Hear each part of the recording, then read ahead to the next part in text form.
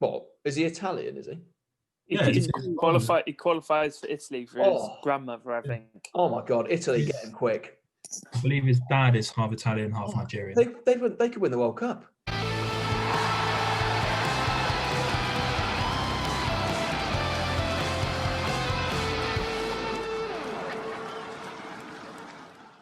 Hello, and in the week that we get Super Rugby Friday between Bath and Wasps, Faf is back, Radwan ends May's career, Bristol make a statement and Quins blow it again as Irish sneak a draw. Plus, Falau to Toulon, Brown to Newcastle, and what to do about European rugby.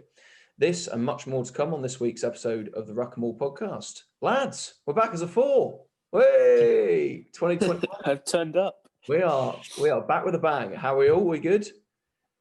Yeah, not bad. Yeah, no.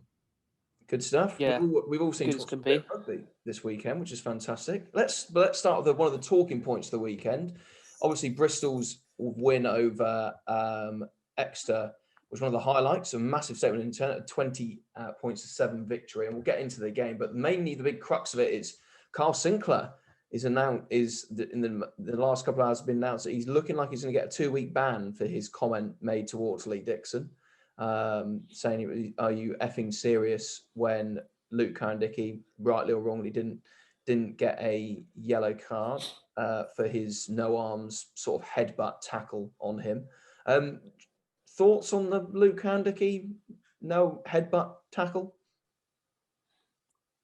In the tackle itself, you've seen yellow cards given for it. It would be quite harsh, I think, sort of seeing more and more replays. But at the same time, it's 100% a penalty at the very least. So you can see why Sinclair was annoyed, and it's dangerous for both players because that's an ACL, various knee ligament type tackle, and also a massive concussion to the tackler if he gets it wrong type tackle. It's just a terrible idea. Yeah, I don't think there was any intent from Cowan-Dickie. It was just lazy. But the thing to note was that it was,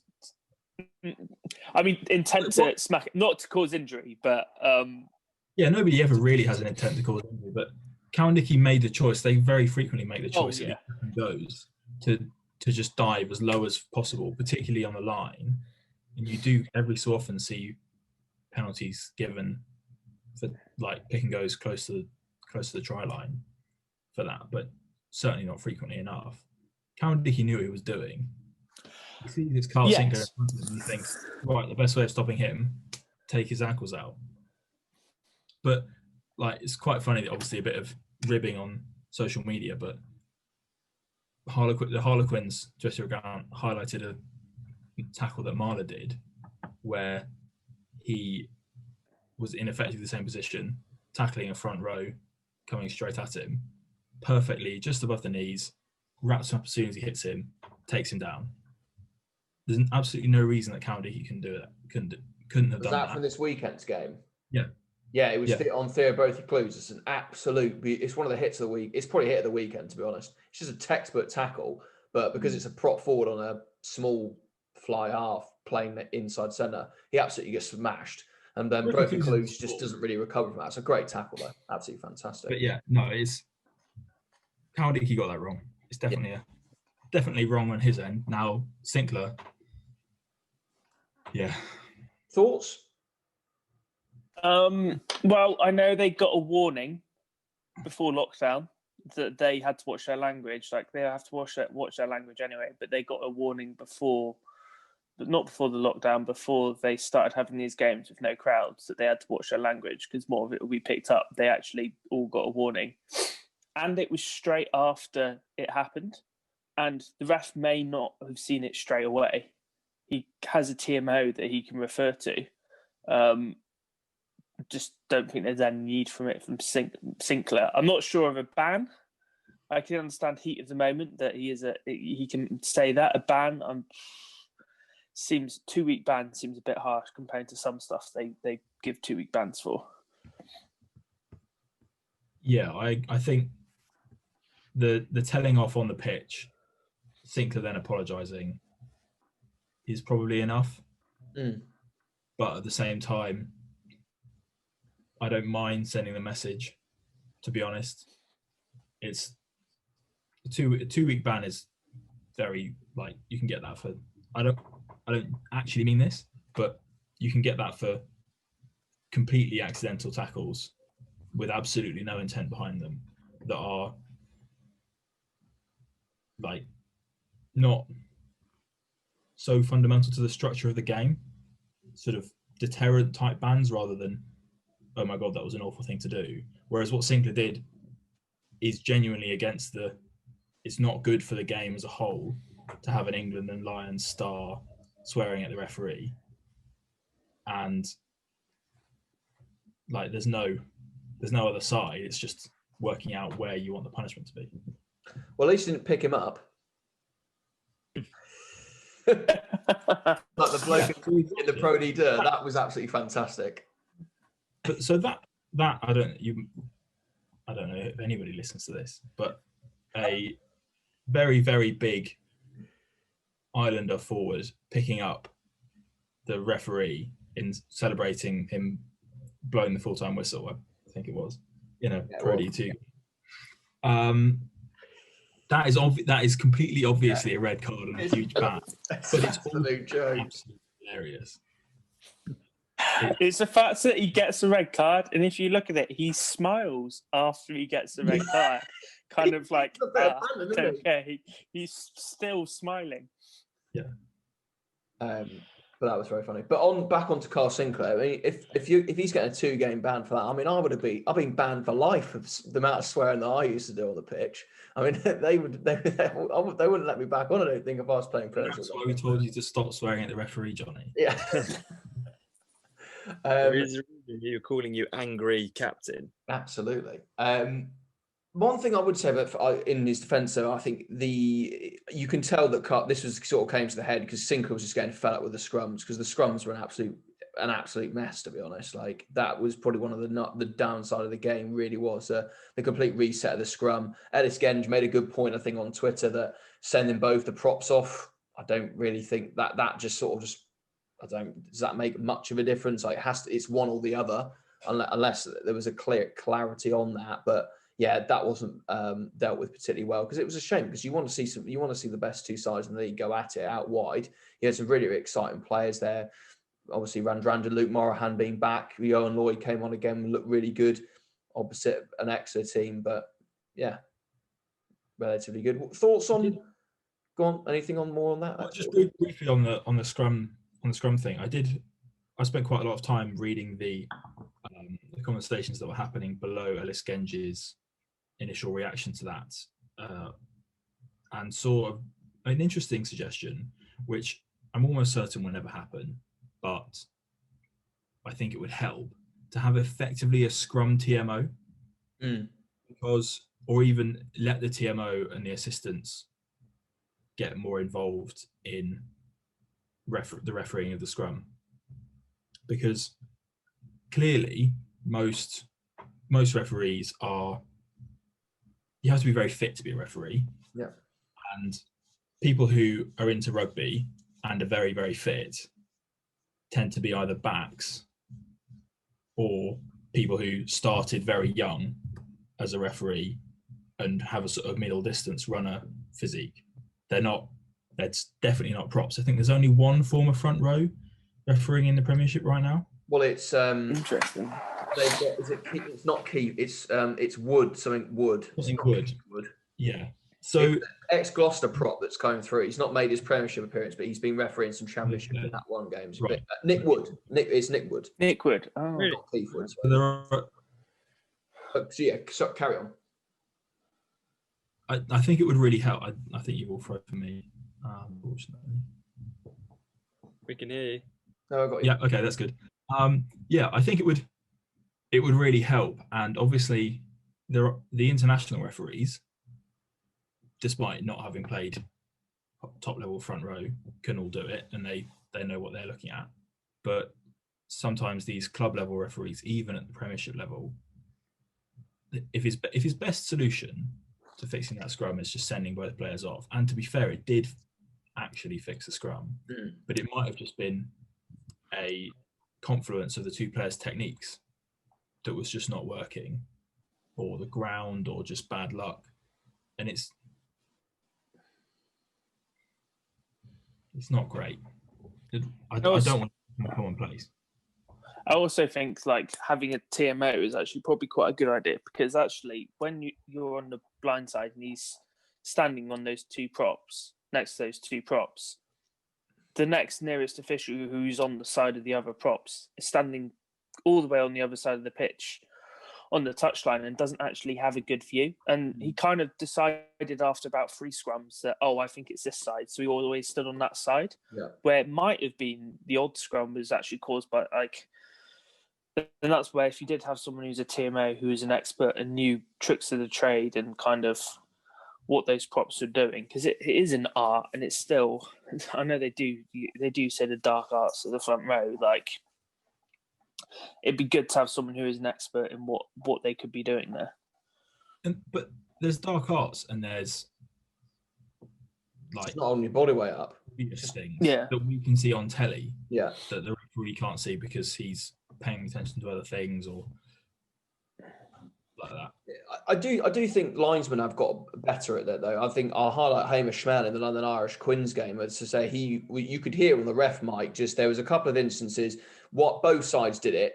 There was one where this is absolutely hilarious, when Albert basically, the Quins scrum had Irishes on toast all day, but it's basically a fake straight feed. It's not even gone past the second row, and Tuasui just reached his hand in because the scrum's going backwards at 1,000,000 miles an hour, gets a penalty. The second one is when I think it's Dan Evans goes off with a yellow card, and they bring Morris on the flank. It's a Quinn scrum, goes down, and then it's sort of Morris picks the ball up, moves it back. Referee plays on, and then Smell's going, Tom, you've got to come back. It's penalty again for Irish, penalty for Irish. Makes a big difference to the game because he's talking all the time. So again, it also does come down to if you've got good, competent and confident linesmen to get involved, you do see a little bit more of that now, which is really, really good to see. But in general of the game, start with really Bristol. Bristol look, especially off that line out from the Harry Randall try for the line out was absolutely fantastic. That's an absolutely brilliant piece of skill.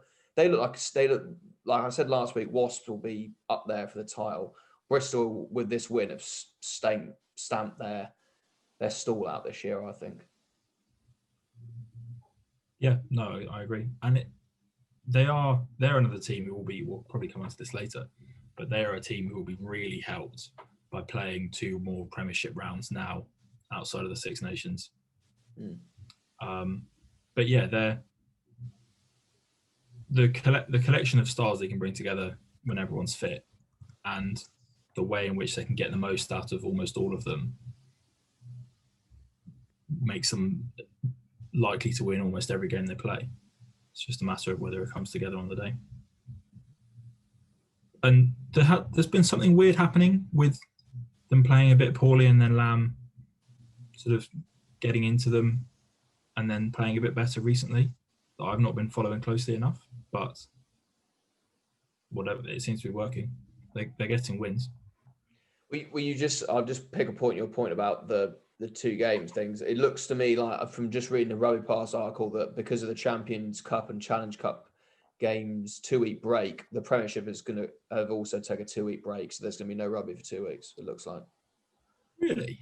Yeah, according to the article, have a little look at it. But it looks to me, the Premiership Rugby can confirm that it will take a 2-week break, mid-season break, after European competitions are temporarily suspended by EPCR, a statement read.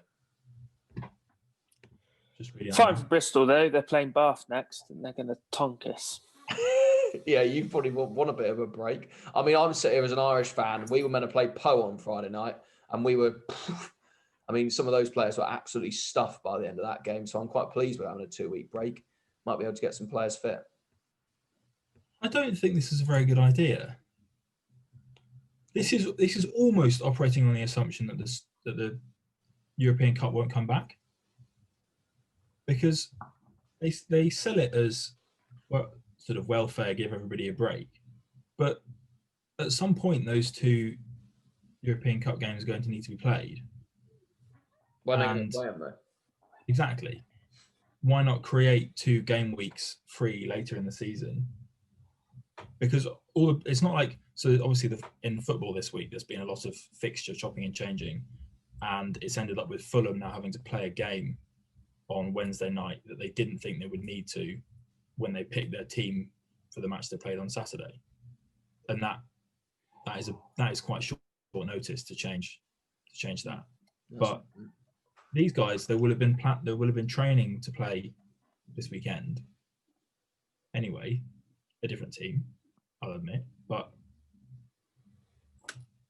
oh well, they've done it now. I guess it's different position. I think Pat Lam was obviously very vocal at the end of the game, saying that he would want those played, and I think it's because he's from the point of view that he's getting at the moment his Bristol team are the best in the league. I say they're top of the table. They're looking absolutely brilliant. They want to play. However, maybe teams, for example, like Gloucester, Worcester, Bath, that have lost the last couple of games, even Irish, who have had 3 weeks off, they could do with getting some of their players a bit more fit. It's all going to be different. Well, yeah. I suppose the question is, if Northampton can't play this weekend, then fair enough. If Northampton still have too many positive cases that they can't put a team together, then I see the logic. Why force through another game week where 2 teams can't play?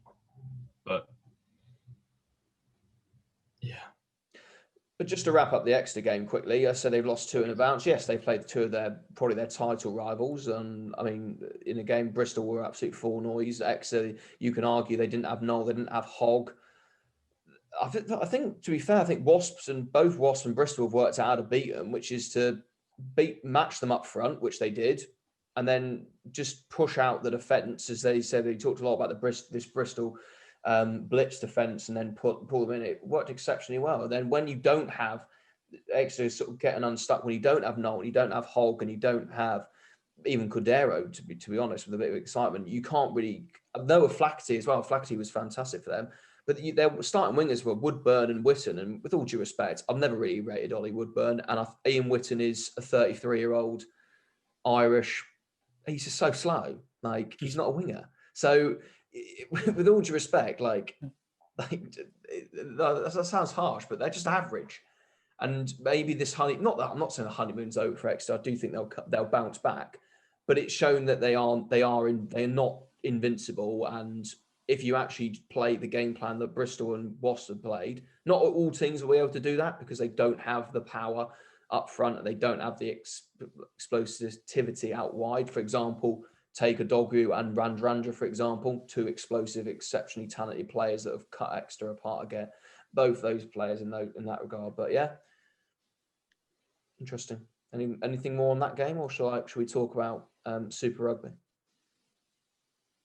So just surprising that Exeter are struggling so much, really. This was more or less their full strength pack with internationals and long-standing good club players on the bench, and kind of just they just can't keep up with Bristol and Wasps these days. But they just score too many points. Which is good for some of us. I would give one nod. Harry Randall, who I said at the start of the season probably needs to string some games together to consider for England in the picture. I mean, I don't think he's quite there yet. I still think he has a bit more maturity in game management sense. But again, a very, very solid game in front of Eddie Jones. So tip of the cap to him. But we talked about as a potential bowler for the Lions. I talked about him last week as someone who England might want to register. For me, he's in one of the wing bursts for the Six Nations if it goes ahead from now. Paolo Dogwu again. What a player. England or Italy? Yeah. What? Is he Italian, is he?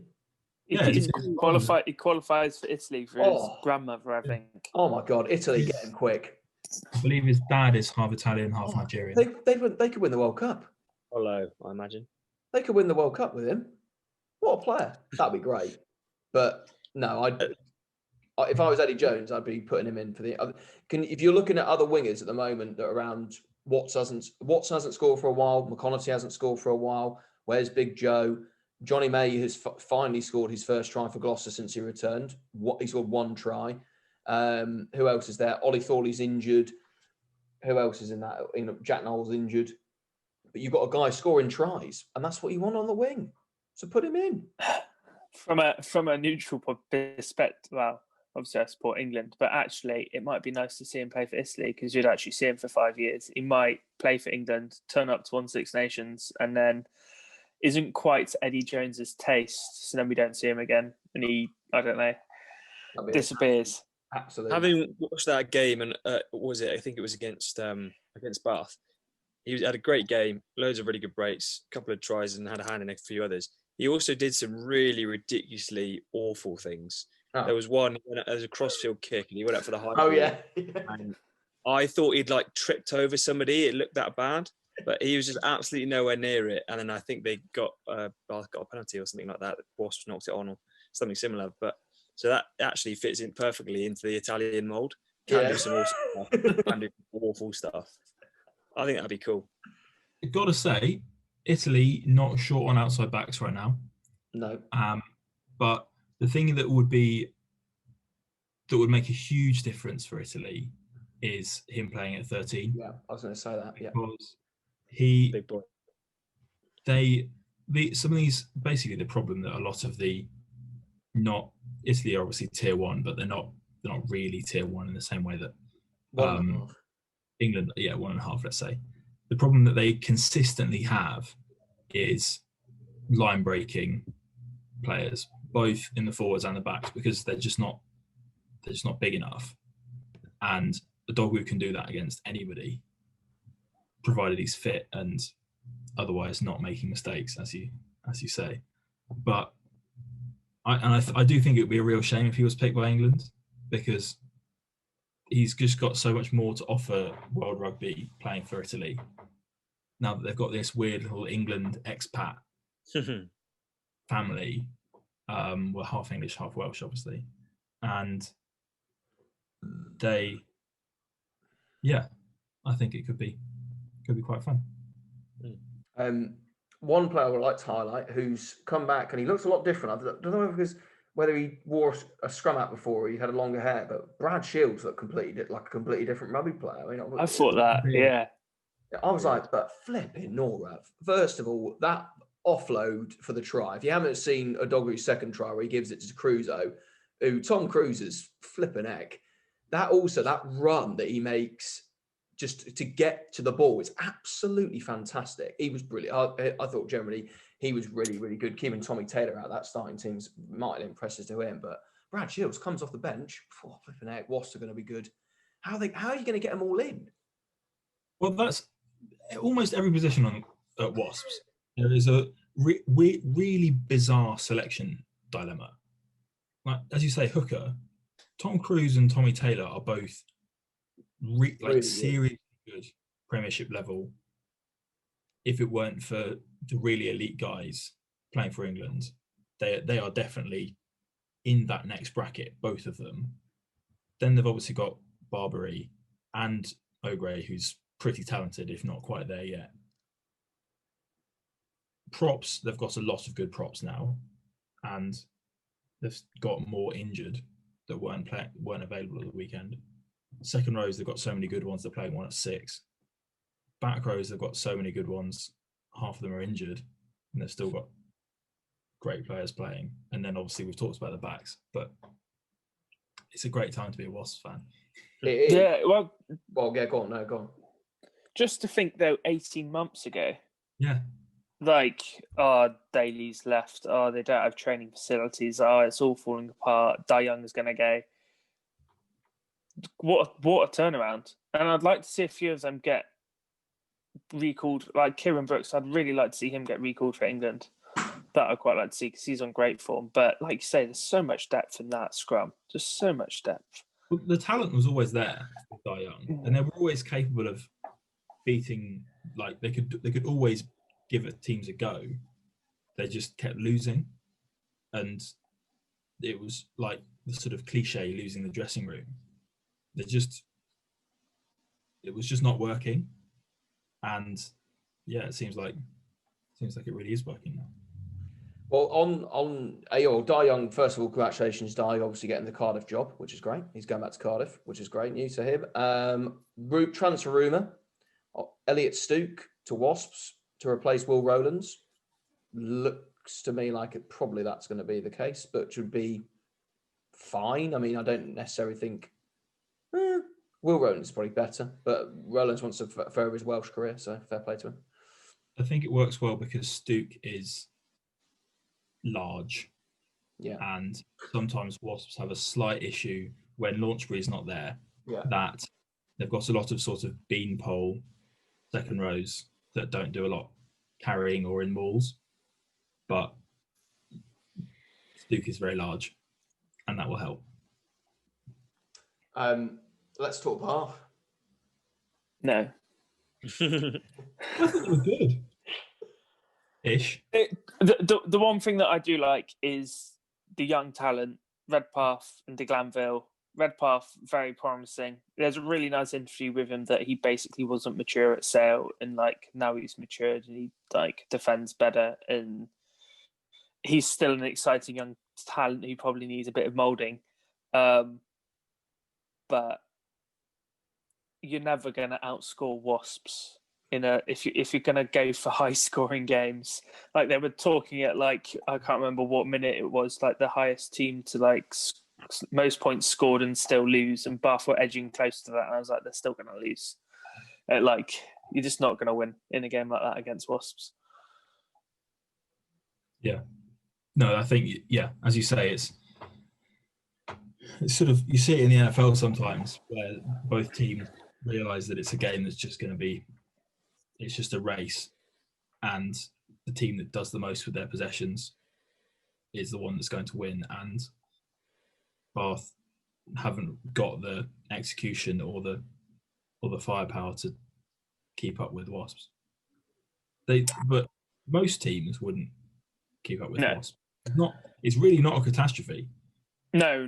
It was promising that we still scored loads of tries. And I think this week Zach Mercer's going. Priestland's rumoured to be off to Cardiff with Di Young. And there's a few other people. I think it might be just a transition season is what I'm going to call it. Maybe we're 18 months behind Wasps. Maybe. Probably not, but maybe. Yeah, I was going to say just very quickly, we'll come back to the Zach Mercer because it's quite interesting about that. I was just going to say on the thing about creativity stuff. I think the wrong people. They said the wrong people are scoring the tries though. So McConaughey didn't score, Watson didn't score, Joseph didn't score. Like your big X factor players aren't scoring tries. While Wasps on the flip side, Bassett scored, Adogri scored. Like their outside backs are scoring the tries. Bath kicked 6 penalties, which is quite a lot. And makes you think that they didn't really trust their maul in a game that was obviously going to be high scoring. They kicked. To be fair, Priestland kicked 5 of those in the first half when it was still reasonably close. It was only sort of early second half when it got really crazy. But I just think Bath needs something to spark them. Like Joseph, I haven't seen on form in a Bath shirt for a fair while now. He's looked kind of, and he seems to be kind of not spent force, but everyone seems to work him out. They know he's going to do a little hitch kick, try and go around someone. And I think just people have learned how to defend against him. And you really need some, I don't know. There's rumours that we might have got Danny Cipriani, which isn't going to happen. Just someone to unlock our back line a bit. Just someone to like. Priestland, everyone bashes him, but he actually was solid until he went off the pitch. He was kicking his penalties. Yeah. He was kicking corners well.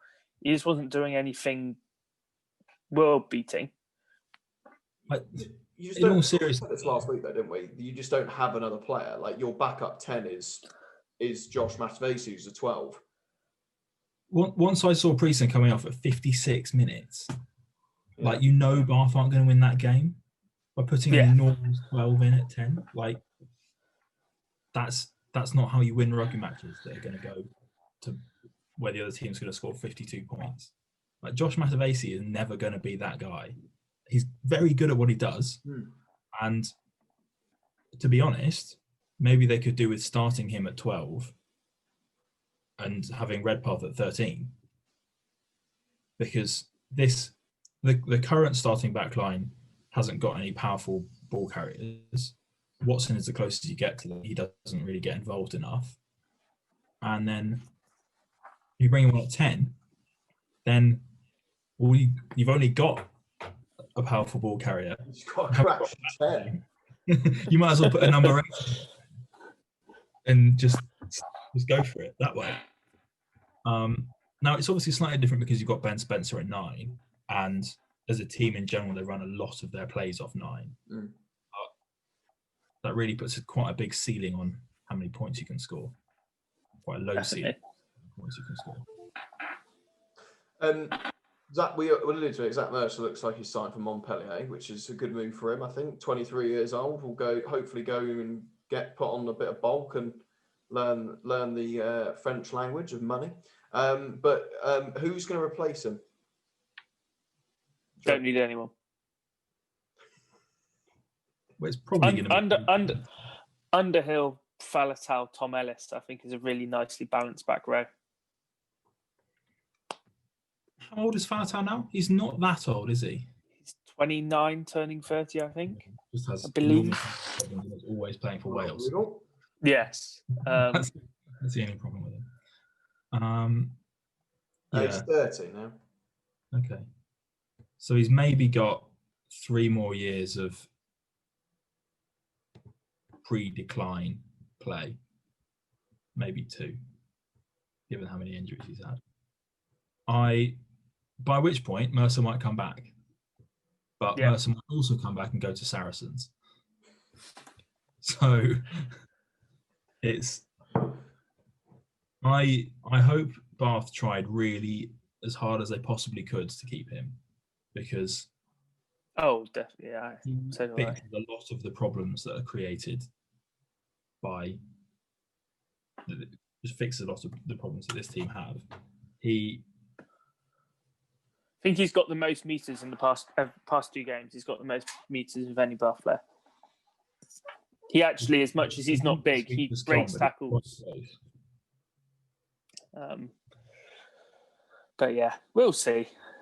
But they might need to change of personnel, but I think it's more just like change your fly half in something. Like, I don't think our scrum's too bad. We've got some decent. We've got a decent scrum up front, and we might lose Benno to Exeter, but we've still got a few props around as well. Is that likely? So supposedly it's rumoured that he's in the last year of his contract. That's the thumbnail.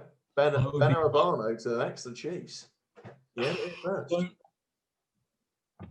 I don't think so. Or Saracens, if Saracens come back up. I think Saracens is his cousin. More likely. There's in a way that I'm trying to say this without saying it, but given everything we know about Exeter as a club and everything we know about Benno Urbano, on his own regard, and also just quite simply being Mario Itoje's cousin, I don't think Benno Urbano would go to Exeter over Saracens. Oh, no. No way.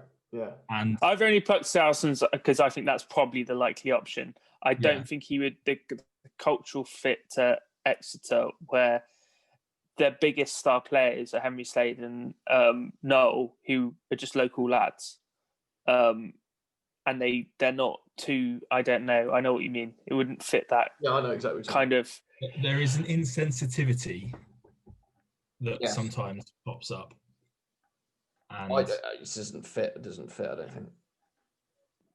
But I could see him in black and red for Saracens, absolutely. I think he look good in the Saracens. Have you seen the new Saracens kit, by the way, to go off a tangent? Play 5 games. That looks great. It's so funny. That's funny. My But a lot, obviously, in this area, a lot of people are Surrey's fans, and a couple of my close mates that I work with are Surrey's fans. They hate it. It's Really? quite funny. They hate the kit. Oh, really? And until like a couple of days ago, their sponsor was the Saracens Foundation.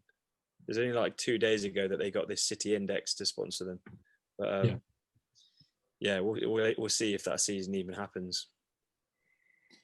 Well, because it's so short, you could run it in May, June. You don't have to run it now. No, and running it later might be quite good because then you can stick some TV behind it. Yeah. Someone picks out whether, I don't know, Premier Sport, Amazon, even Sky picking it back up would be pretty good just to get it out there. Would be good for an bit of cash for the Championship would be very good at this time. If Surrey's are in there means that there's more likelihood of that happening, and that's great for the other teams, isn't it? And Ealing will put as much weight behind it as Saracens will at this point. Yeah. To be honest, as with every time it happens, Northern Hemisphere rugby in the summer is fantastic. It's almost the best kind of rugby that you can get. Especially in the Championship, where then it's less about being a big bloke, it's more about a bit more playing in the outside channel, getting it out to the wing. Have you got someone quick? Like that's why Richmond was so good. That's why I loved going to watch Richmond play. Because they had probably the smallest pack in the league, but they had some fantastic players, like skill set, great backs, and they pushed teams all the way because they just had skill. As it was a bit more skillful as opposed to power. Just to rattle off a couple of games before we go into Newcastle Gloucester, which we will talk a bit more detail about. Sale beat Worcester 2013. Another probably unconvincing from the highlights, unconvincing result for Sale, but Faf de Klerk scored was probably the only highlight of that. Quinn's Irish. I know you haven't seen it, but I'd go watch the highlights. There's some lovely tries in there. Curtis Rona's try, Albert Tuisui's finish is absolute world class. Like that's absolutely out of the top drawer. Marcus Smith again was really, really good. But I just wanted to start with, if you want to talk about this game, Joe Marler. I love him so much. He said, so last season we had when Nick White was playing scrum half, when he shouted at Nick White, I don't know if you remember, for the Caterpillar, and he's like, "You're boring me. You're boring me." He's back at it again. Irish are clearing the ball 5 meters off their line. So Ben Meehan's setting up to kick, and Joe Marler just turns. I can't remember who it is. I think it's Young in the second row, his own player, and goes, "Who the fuck are you defending? Who the fuck are you defending? Get in the line and fucking defend." And I was like, this is incredible. He just picks up on the ref mic. Just brilliant. Classic Joe Marler. Another example, they're pushing the scrum backwards. He's on the loose head side here. Tom Fowler, referee's talking to the Irish loose head, Elwington, who's getting absolutely smashed by Wilco Lowe. Marler comes round the corner and just puts his head in to listen to the conversation. Sean O'Brien just throws him out the way. It's fantastic. It's a shame really, but Marler just was in one of his moods. I think he would be pissed off that they dropped a 12-point lead. But Irish, I mean, finally, Sean O'Brien nearly won us the game with a £400,000 turnover that Paddy Jackson did slide, but I'll take that, lads. I'll take a 3-point. We haven't lost a game in three games now. This is the first time I think we scored four tries in 3 games for a while. I'm pretty happy at the moment. Simmons got a debut. Absolutely buzzing. It's all perfectly fine for London Irish in a way that is completely uninspiring. It's very London Irish. Oh, it's absolutely. Well, no, it's not. It's not very London Irish because normally it's terrible. It's like every position you've got a sort of interesting or young up-and-coming player or superstar international who's nowhere near as good as he used to be, or various moral dilemmas at other position.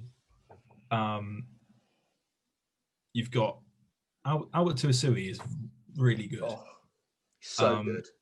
I don't know how much of the game you watched, Johnny, and I don't know if it came across on the highlights, but it's very clear that name me some of the BT Sport commentators Nick Mullins plays fantasy rugby because he kept talking about Tuasui getting him fantasy points. It was absolutely fantastic. Nick Mullins has him in his fantasy rugby team, and every time he got the ball, it was honestly, really who else was commentating on it? It's hilarious. Rob Simmons was perfectly fine when he came on. He's played no rugby though. That's the problem. Like there was an incident with Mahu, the Moldovan lad we've got, I think he's done his ACL. He looks in all sorts of trouble. But they brought Ben Donnell, the young guy, on, the 20-year-old, who's a really exciting player. He actually brought some I'd shout out to him actually, like fantastic stepping into contact. Like the Irish, our carrying isn't our strongest suit. We don't have, apart from Tuasui, we lack a second big ball carrier. Sean O'Brien will be that when he actually gets a string of games here. But Donald made a big difference in the second row when he came on. Yeah, it's really good. I really liked him on. But like that's what they said in the commentary, was because I kind of was like, how is Ben Donald coming on when we've got 100 cat wallaby sat on the bench? And then Nick Mullins quickly was like, well, but he's only coming on because he's played he literally has got off the plane. He's had to quarantine for 2 weeks. I think he's only been in the squad like 2 weeks. We had lockdown, so he's literally had no rugby. Like he's literally probably been doing shuttles in his like in his massive mansion that he's been able to buy, because we're probably paying him £1 billion. I don't know. But it was brilliant because you looked at the bench. Quinn's had a very like club side bench, not many big names coming off. Irish would just throw Augustine Creevy on the field with 60 caps, throw 100 cap Wallaby on, throw 2-time tourist Sean O'Brien off the bench 20 minutes ago. And that made a difference because we were out of the game. Like 12 minutes, you think Quinns were kicking away. Our scrum was on toast. Marler and Wilco Lowe, I think, probably are the best like props together as a tandem. They are undefeatable. I think they're superb. They work brilliantly together, smashed Irish backwards. But they got a difference. They got us back in the game. Sean O'Brien, obviously, we got an opportunity for Paddy Jackson to kick. Jackson, you obviously you pay. We're probably paying him $500,000, but to get that not touchline conversion to get us a draw is why you pay him that money, because he's an international level fly. He did miss about 6 or 9 points out there, which is frustrating. But I would say Irish haven't played rugby for 2 weeks. I'd take that. 3 points. Quinn's only came away with 2, and they probably should have come away with 4. Tom Parton was very good as well. Finally, Tom Parton, the 20-year-old, not 20-year-old, about 22 now, but he's won the World Cup. He was in part of the under-20s. So he was very, very good. He probably should have scored a try, which would have let out the weekend. But Irish are on the up, I think. I don't think we're going to get relegated. No, neither do I. But I do think. I think we're going to come 10th or 9th or 10th. But as long as ring fencing will happen, but we're not going to get into that. Just the final player to highlight. Gloucester can't go down. I really hope not. Christ. I hope not. Go on, Harry. We'll come to Gloucester. Another good game from Ollie Hoskins. Yeah. The Cats. Yeah. Not a great player, but a nice Premiership level player. He's a good, solid tie head.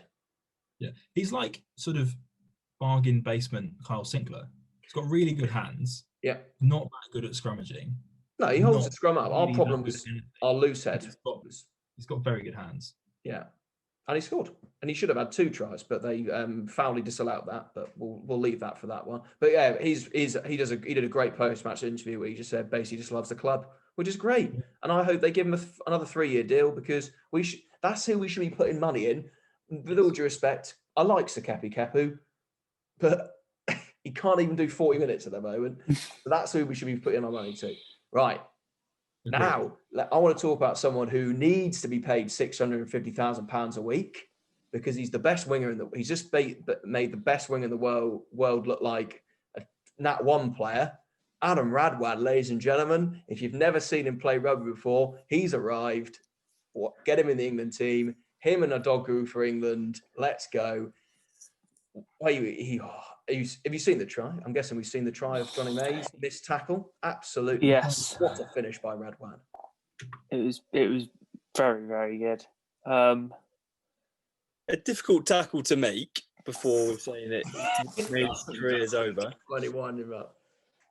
But it was a very good tackle, a very good try, and he is a quality player. He's got wheels. Unfortunately, and that's the only clip I've seen of the game, because I can't bear to watch Gloucester at the moment. Again, it was a Gloucester break, and we were 5 meters out from Newcastle's line. Gets turned over, and we concede. It's just classic Gloucester at the moment. It was a bit There was unlucky because Toby few Clough occasions from the side. in that game. I'm just watching this on the other screen. I've just got to the point that you mentioned, Joe. Like, as the Gloucester 6 is sort of trundling through, not very quick, and he's got absolutely nobody in support. 3 Newcastle defenders arrive at the ruck before the next Gloucester player does. Let's see what happens next. The 9 has just passed it out. This is the first time I'm seeing this. Okay, so Radwan gets. While Harry's watching it, I want to pump up Newcastle. I think Newcastle might be top 6 now. I think they're absolutely fantastic. They've got a group. They've got a good solid scrum. They've got a great line out. Probably got the best. They've got the best line out in the league statistically, and also it just looks so well organised. They've got some great players they've picked up from around the world, like Pattinson, capped by all New Zealand. He's good. Van der Vault, who's on the bench, a South African lad. He's massive. Obviously, Gary Graham looks like he's loving playing rugby. He was just ending people. Scotland need number 8 for the Six Nations. Gary Graham has got to be it. He's just killing people for fun. Mark Wilson, obviously, he's an international quality flanker. Mark Wilson was so good. Fantastic. Did so much work around the pitch all game. Their work is ridiculous. I just can't get over how they're in defence as well. They're making tackles, they're competing at the ruck, but they're also staying on their feet, and it's absolutely brilliant. Big shout out as well, defender of the pod, obviously, Matthias Orlando got his first try for Newcastle in his second game. Go on, Matthias. Lovely line. Poor defending from Matt Garvey, though. Just basic ruck. Him and Praparaskim. It's not the best defence. But I think Matt Garvey did look a bit off the pace. I'm very glad Bath shipped him on, but he was I don't know. There's that Gloucester. It is a transition year for Gloucester, certainly.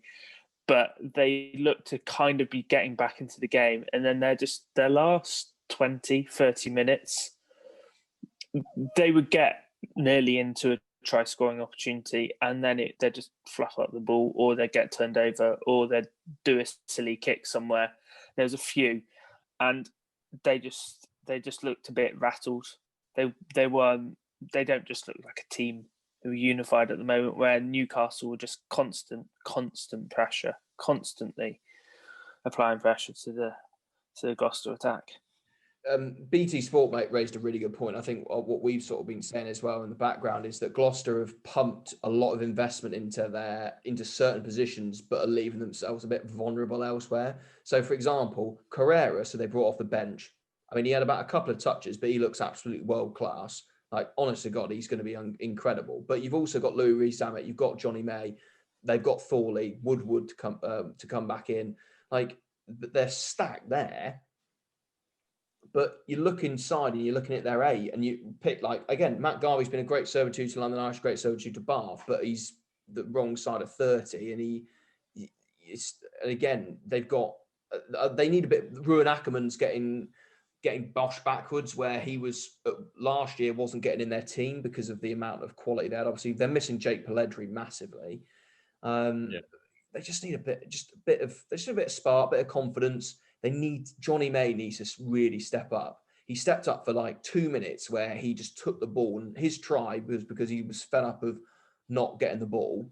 And then he just went quiet again, where there was bits where May in it for England, where he gets the ball mid sort of, I don't know, in their own half, 10 metres. That's usually in his prime for his running random diagonal runs where he'll split a defence in half for England. But for Gloucester, it was, I'll just kick now, or I'll look to pass, where he needs to just go, right, our team's struggling. I'm arguably one of the best wingers in the world right now. Come on, let's go. You've also got another one in Rees-Zammit again. He's a young lad, but he's now been capped by Wales. He needs to take a bit more responsibility to be that creative age. Again, they were talking about, very highlighted, Lloyd Evans is defending at the back, where he needs to be in the line, not taking high balls and getting smashed. He needs to be free to create the opportunities. But at the moment, he's taking the ball, running through people, getting tackled, and then they've got no 10 to organise. So, yeah, as I say, ring fencing is probably going to come in, but Gloucester, it's like Bath, like a lot of the bottom 6 teams, they're transitioning. Obviously, you've got George Giventon coming in as DOR. They're bringing in some players. And as much as for some teams, it would be good to have 2 weeks off, maybe, Absolutely. and get some fitness. So for Irish, I actually think for Bath and maybe for Gloucester, maybe not, actually just having a string of games where you can play a few games and build a bit of structure, because I don't know, for like Bath, they've had 2 games in 6 weeks or something, because we had a load of games cancelled. And actually, I just think like maybe not 6, maybe 5 weeks, but like this can't build any, I don't know, progress if you're constantly kind of having a few weeks off, a few weeks off. I think it's quite hard for some of these teams to build anything. I would say Gloucester, you've got Hartbury, play Hartbury at least in a game. Play Hartbury not this week, but the week Friday after or something in a Friday night game. Like, it doesn't have to be shown on TV. It doesn't have to be at King's Home or whatever, but it might be a bit more high intensity training game against another team would be probably useful. Just need a bit of time, I think, to go back to basics a little bit and break things down over why are we doing this, why are we doing that. I think it's almost the opposite to what you've made about Bath. We need a break because we're in a slump of losing games and we've got into that rut. I think we need a bit of time to get out of that, rebuild again. And as you said, there's a few areas like number 8, for example, we've got some quality back row, but the likes of Morgan and Pelledri aren't playing, so because they're injured. So there's little things like that. See if a few of them can get back to full fitness. A few of the scrum halves is the first time we've seen Joe Simpson in a while. And yeah, have a couple of weeks off, look at what we're doing, and then come back. Yeah. Help. And that sort of rounds up the Premiership. Just obviously jump. Oh, unless he wants to drop in, I was just going to talk about Bordeaux quickly, but just quick. Well, why isn't Santiago Carreras playing at Bordeaux? Carreras We don't need Carreras. We've got Delgi now. I know, but Carreras is as good as Delgi. He's a bit younger, but he is as talented. Delgi is rapid. Fourth choice winger at Gloucester. Yeah, it's a weird choice. And his brother's gone to Newcastle as well, which is, I think, is quite interesting. Younger brother, slightly less pedigree, but Santiago's played 25 games for the Jaguares. 12 games for the Jaguares, scoring 25 points. So a try every other game for the Jaguares, and goes to Gloucester's bench. Good work, guys. I think they're probably getting ready for Six Nations, aren't they? When we lose Resummit in May. Yeah. He's going to that'll be his torch paper. He's going to be something else. But can I just talk about Baptiste Delgi? Oh, go and watch the highlights of us dismantling poor old Leon. Thrashed Toulon the week before. I mean, again, it's Jalibert. He's everywhere. That's a rhyme. But again, he just gets through the line. I'm going to watch this. I'm going to go and try and find the stream and try and watch a bit more of their games live, because like Delgi's first try is a finish. The other one is Jalibert breaks through the gap, gives him, and it's just the pace onto the ball. It's just terrifying. Like, we're getting things going at the right time. Woki scored another beautiful line. Cut it from. He's running from 35 meters in. Oh, the boys are up to 6th. Who's Bordeaux's 12? Is it Lamarat? I think Lamarat played. Yeah, that is. Yeah, Remy Lamarat. And Duby had a good game as well, apparently. But yeah, we're looking very, very good, lads. We're up to 6th. Bit of good spirited. Looks like a slightly rotated Leon team, but we're up. We're up and up. Yeah. Just speaking of Leon briefly, did you see the clip of Tuasova? I think it was from last week's matches, because it wasn't. They were playing in black rather than white, running clear to the line and just trips over himself.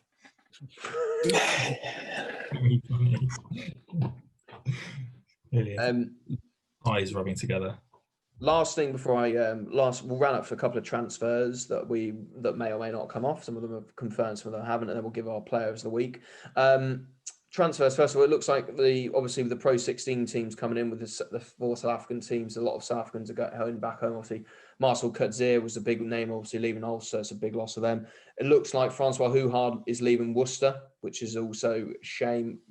And also looks like Duncan Weir is going back to Glasgow, which is really good for Glasgow because they've lost a few players, and I think he would fit right back in this. It's a shame for Worcester. That's two big names, obviously high-paid players, but big names off their list. But Francois Houhard may have wanted to have a bit more of an impact there at Worcester. He had a lot of injuries there and hasn't got a string of games together, but he's playing a lot this year, which has been great. But he looks like he's going back to the Blue Bulls for their campaign. Yesterday looks like it's been announced, but we're waiting for pure confirmation. But Mikey Brown is off, looking like he's going north to Newcastle.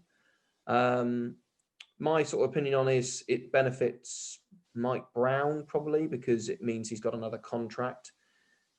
He was looking a bit tired yesterday, bless him. Not maybe transitioning into a non-starting, more of a bench development type experience, going to bring the young guys through there. They've got some young players coming through at Newcastle. Whether Newcastle, he's not going to, I don't think he would start for Newcastle, but he probably would. But I don't think it's a great signing for them, if I'm honest.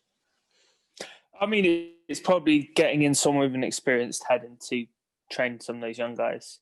And he's just probably some of that old order moving on from Quinn's. It'll just slowly transition them out. Care will go soon. Yeah. Well, I think there's quite serious value to be found in the Premiership in these guys who are waning down in their career for teams like Newcastle and probably London Irish as well, but clearly they're doing this for non-English internationals, because we hear a lot about this sort of declining middle class in rugby player salaries, where you've either got academy kids or current superstars, and everybody there is no in between. Like everybody in between is just paid increasingly less and less and less. And if you can get Mike Brown for 2 seasons, pretty reliable, like not going to lose you a game, not going to win you a game, that's really good value, because he'll not be paying, like the market for him is not very competitive, because there's certainly no top 6 teams bidding for him. He's not going to France. He's not going to Japan. I think you can do well building a squad around players like that. Certainly, like if you look at this Newcastle team, Mulipola, old, good, not great. Flood, old, good. Oh, as you see his offload though. Well, yeah, but he's never signing for Bristol, is he? No, but it's still Toby Flood doing a Sonny Bill. Like he's playing his best rugby, Toby Flood, at the moment. Exactly. I do get your point. You can find like players who will get you wins in the Premiership in these over 30s, good but no longer as good as they used to be. Yeah. Integrate that with your young players that are coming through, because Newcastle have always had a lot of good young players because they've completely unfettered access to effectively the whole of the north of England now. Yeah. I think it could work for a reasonably long time. Well, I've also just realised why he's gone there, because Nick East is the coach, isn't he? So that would be in the connection. Okay. So that would make sense. And obviously Dean Ryan was coach at Quinn's when he was coming through. Richards. Bloodgate. Dean Richards, sorry. Different Dean. Too many Dean. Different Dino. But yeah, no, that's that. There's been a few transfers. Also, have you seen the Anton Dupont push pass offload? I need to find that as well. Go and watch that. That is epic. Again, a couple of things in overall summary for you to go and watch. Go and watch the French bloke lift up the referee. That's something to watch. Go watch Adam Radwan's try, and go and watch the Bordeaux highlights, because Delgy's class, and watch Anton Dupont's unreal offload pass flick thing. It's very, very impressive. Lads, are we in a position to hand out our coveted players of the week?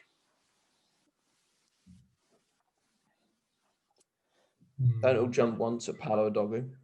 Well, yeah, other than Paolo Odogwu. Tom Parton's going in there for me, just because I'm biased and Irish. He was fantastic. I've been waiting for a while to see what his hype, and I was very impressed. So Tom Parton for me is my player of the week. I'll go for Tom Cruise.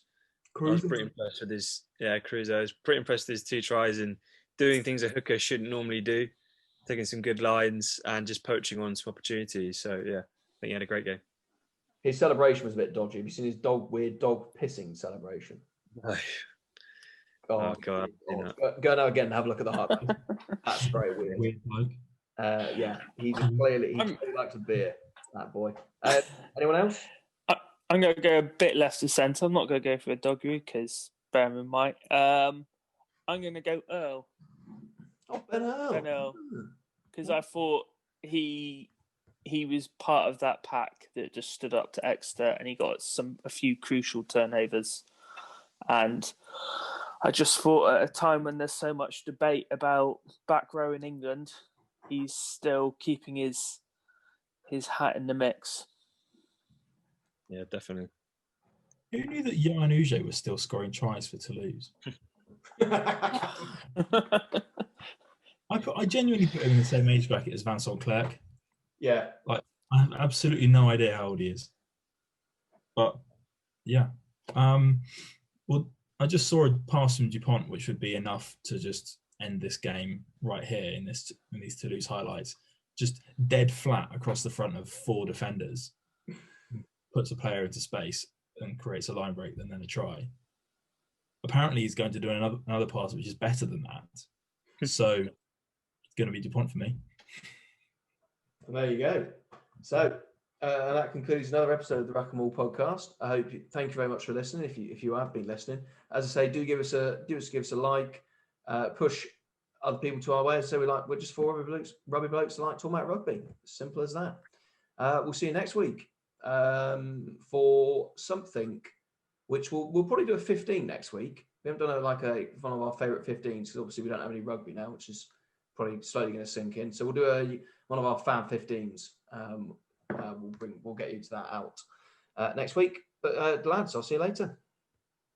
See you later. Lads.